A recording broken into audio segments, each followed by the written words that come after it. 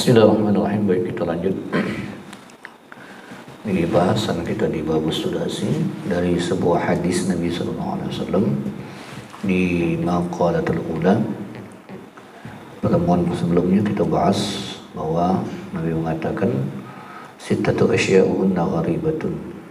Ada 6 hal yang aneh atau asing. Ya. Fi sittati mawadi, di dalam 6 perkara. Pertama kemarin al-masjidu gharibun. Masjid itu akan terasa aneh atau bahkan dikatakan asing. Fima baina qaumin la yusalluna fi, di antara ketika ada bangunan di antara orang-orang atau kaum yang tidak mau salat di masjid. Wal mushafu gharibun. Mushaf Al-Qur'an itu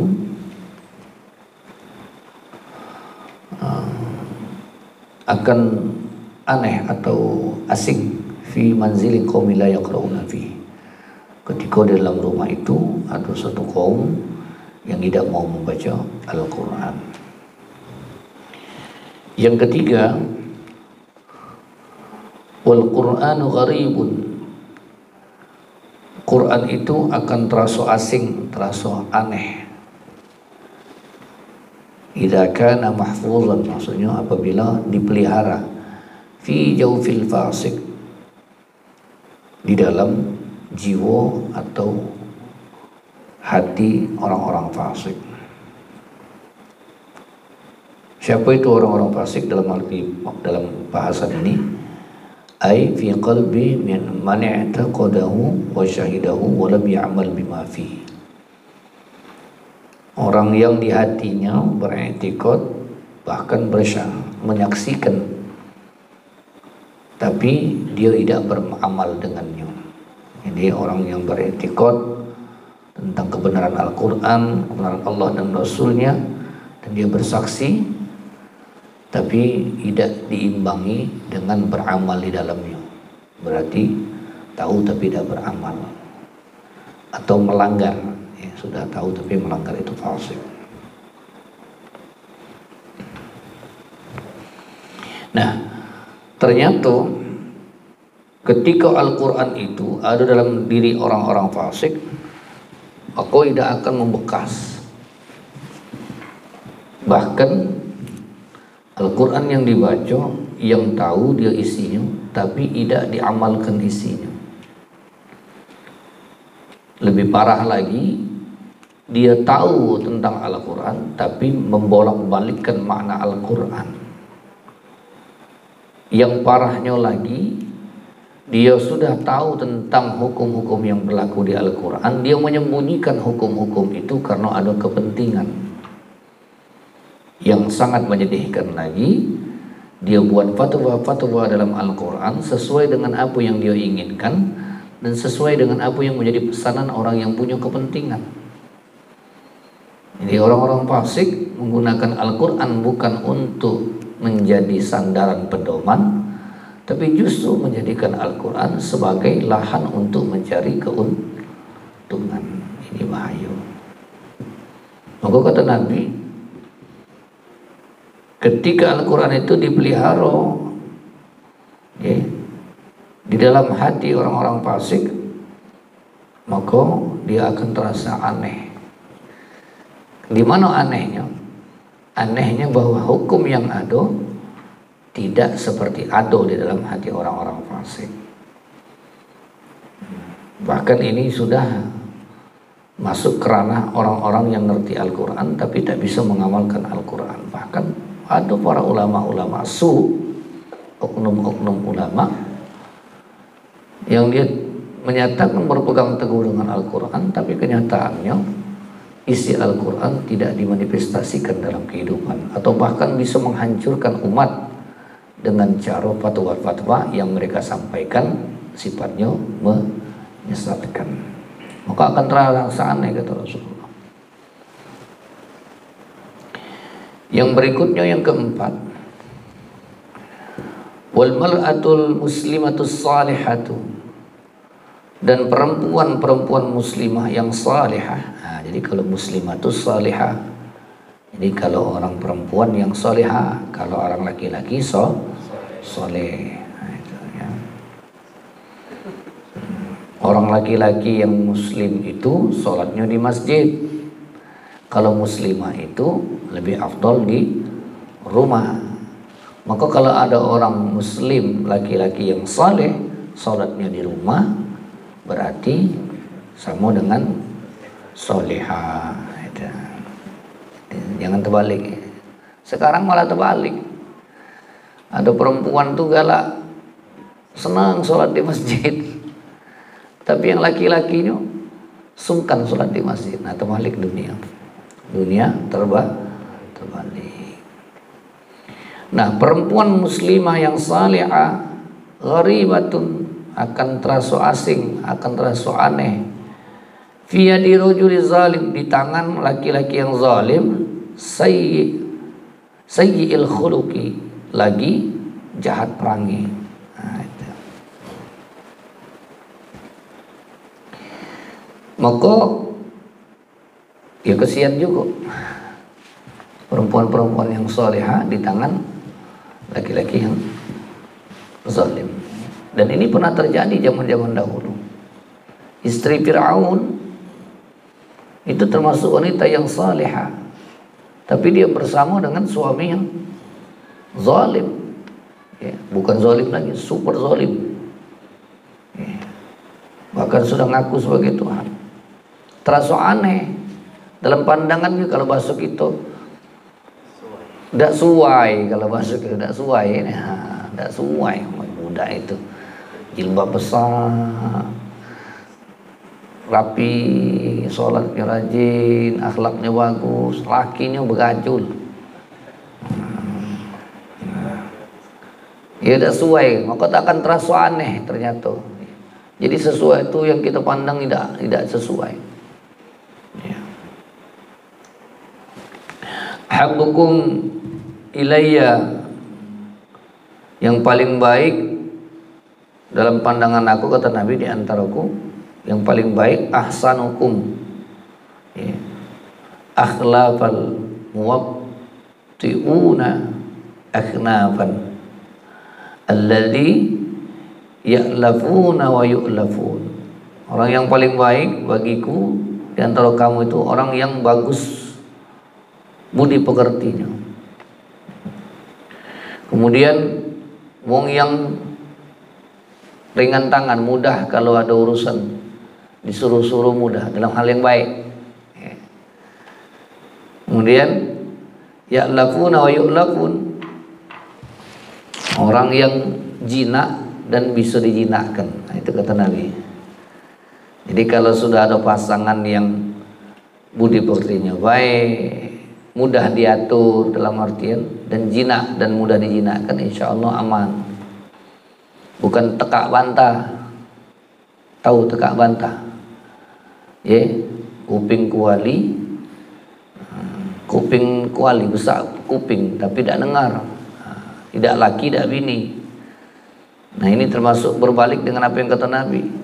Padahal Nabi itu senang kalau ada umatnya yang bagus pekertinya, akhlaknya bagus, mudah disuruh dalam artian mudah baca, diajak kompromi hal yang baik, jinak, dan bisa dijinakkan. Tidak apa? Tidak apa ya? Apa ya? Bantah, nah, bantahan, nah, tekak bantah dulu. Mudah-mudahan kamu dapat pasangan itu yang bagus, lanangnya lemah. Nah, cocok. Siap-siap itu kakek masuk persatuan laki-laki takut istri, PLTI, persatuan laki-laki, bukan PLTU. PLTI, kalau PLTU di Keramasan, ini PLTU. Apa? Hah? L laki-laki, LT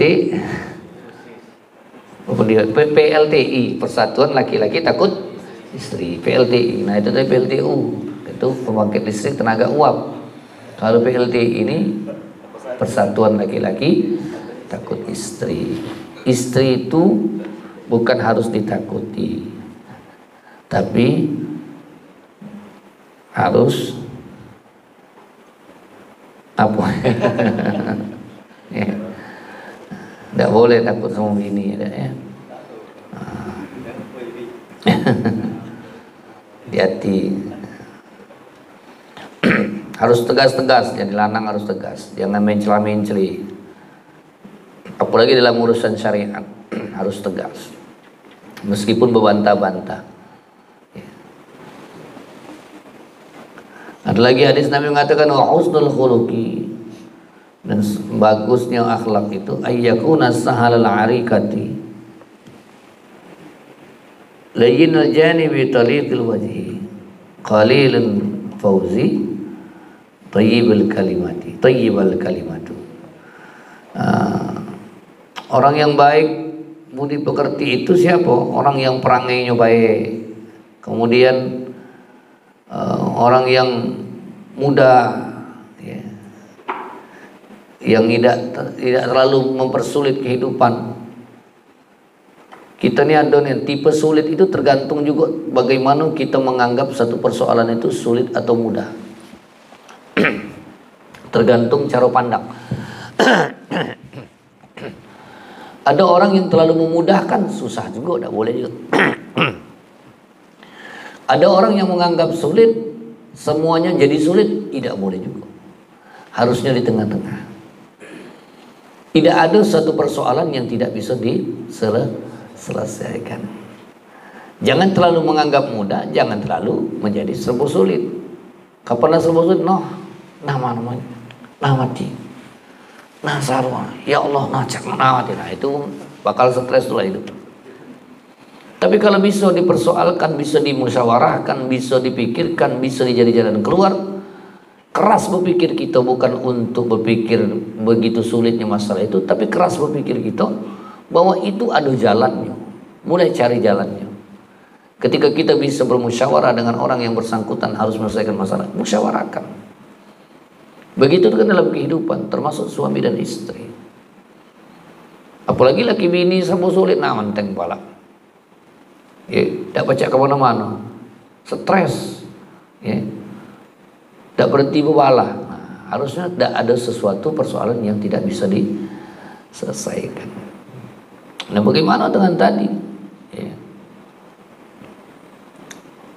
Ketika ada muslimah yang baik di dalam genggaman atau dalam pemeliharaan di tangan orang-orang yang zalim, laki-laki yang zalim dan buruk perangi. Nah, ini agak sesuatu yang sangat disayangkan, bahkan kata Nabi gharibun, termasuk sesuatu yang aneh, ya, asing. Siapa lagi orang yang bagus perangi itu kata Nabi? Orang yang halu, yang sedikit marah, qalilun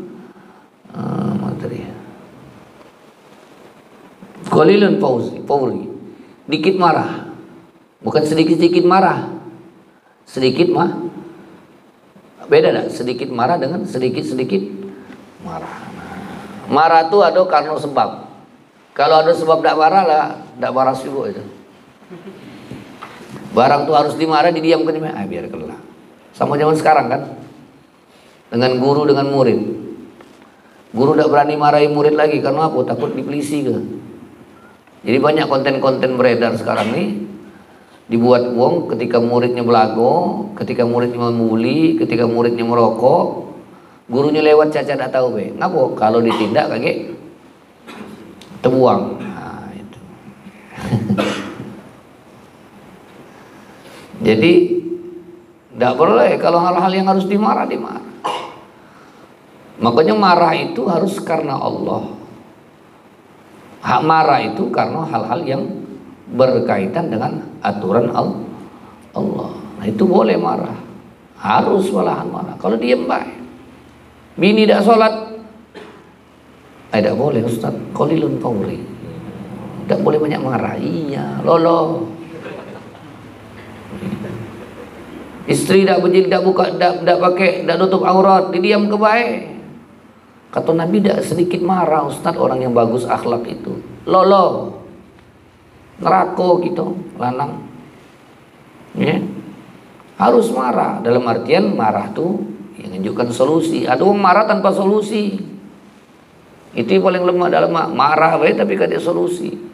Tapi kalau marah solusi, marah dalam mendidik boleh. Malah dalam aturan syariat boleh. Murid dah baca-baca ngaji. Ya. Dak baca tadi bukan kalau dia bukan dak pintar, bukan, dia dah galak belajar, dia marah. Sungkan. Ya. Gawe nak ngucap Mobile Legend sama Free Fire tuh lah ucap. Tidak berhenti lagi sampai jam 2 malam. Apalagi lah mabar subuh kesiangan. Nah kau lantak kau situ. Ya, ngalor gitu ngobrol subuh kesiangan. Tidak kesiangan juga kapan subuh ngantuk. Semayang. Lagi tegak, lagi miring. Orang tu tegak subuh, nah dia miring. Ngantuk karena lah nemani gue begadang. Jadi orang yang bagus peranginya itu sedikit marah. Thayyibal kalimah dan halus kalimatnya. Halus dalam artian bukan intonasi, halus memilih bahasa dan kata. Jadi kalau kamu lihat ada orang yang bisa memilih bahasa dan kata, meskipun tidak mesti harus lembut dalam apa namanya dalam intonasi dan tekanan suara, ya. Nah, jadi kalau ada yang seperti itu, berarti ini jadi apa namanya ukuran. Sampai Nabi mengatakan, wong yang baik peranginya itu yang bisa memilih bahasa dan kata, bisa memilih kalimat yang harus disampaikan. Jangan sampai menyakiti wong lain. Apalagi kita sering ngomong di depan halayak, public speaking kita benar-benar bukan cara kita gestur tubuh baik, tapi berbahasa, ya, memilih kata. Boleh disampaikan keras, tapi jangan sampai menusuk perasaan wong. Apalagi yang dibahas itu tentang fisik atau aib seseorang, itu tidak boleh. Jadi kalau ada orang yang sudah kalimatnya sampai nunjuk-nunjuk, gila wong itu, nunjuk depan wong depan rame kan, atau depan dia kau ni kan, ini, nah macam-macam, sampai wong tu rasa lulu, bukan tak berani melawan, memang penakut.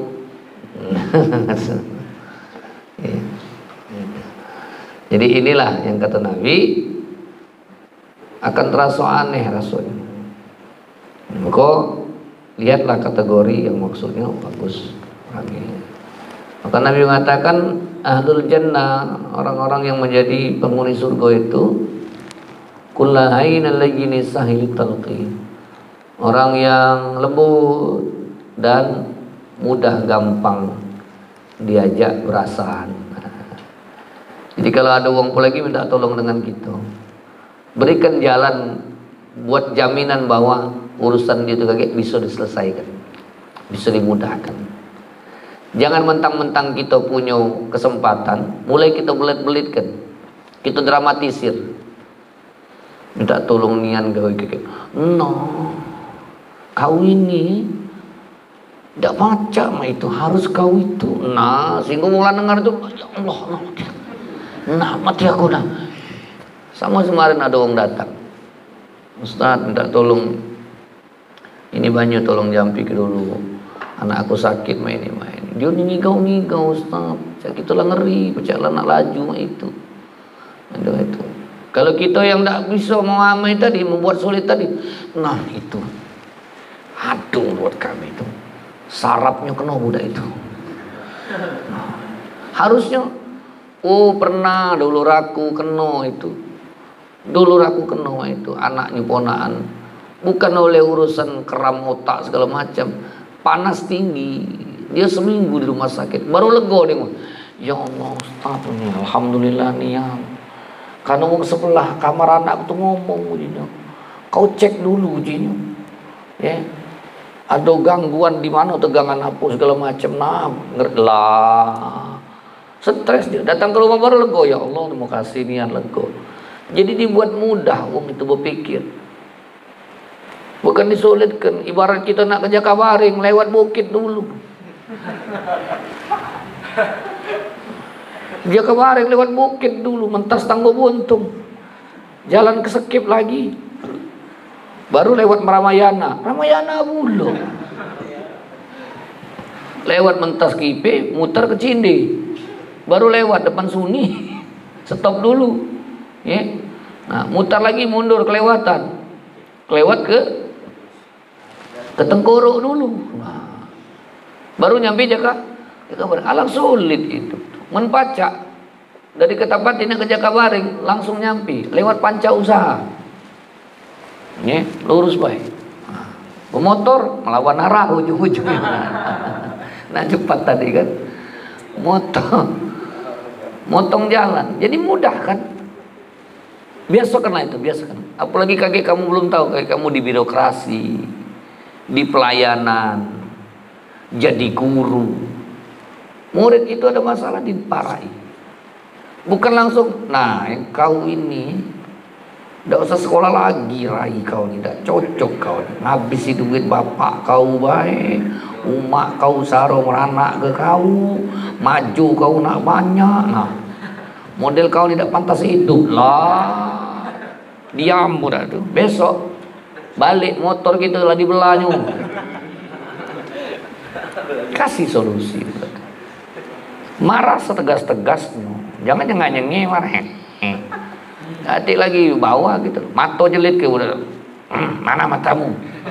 Ini mataku, ini yang kanan, ini yang kiri. Nah. Budak tuh tidak baca menunduk ngawas Rai gitu lah. Tapi kasih solusi, tepuk ini. Itu lain. Personal approach-nya juga tuh. Ya, pendekatannya itu luar biasa. Oh, budak tuh jadi rasa mau kasih. Ya, rasa dia tuh kita tuh wong tua dia. Apalagi budak tuh dijingok, sudah anak yatim, bapak nanti lagi perlu perhatian. Jadi mudah, itu kebaikan kata Nabi. Ahli surga itu tidak pernah mempersulit uang. Bagaimana mungkin dia akan masuk surga sementara hidup di dunia mempersulit? Hisapnya sulit juga kaget.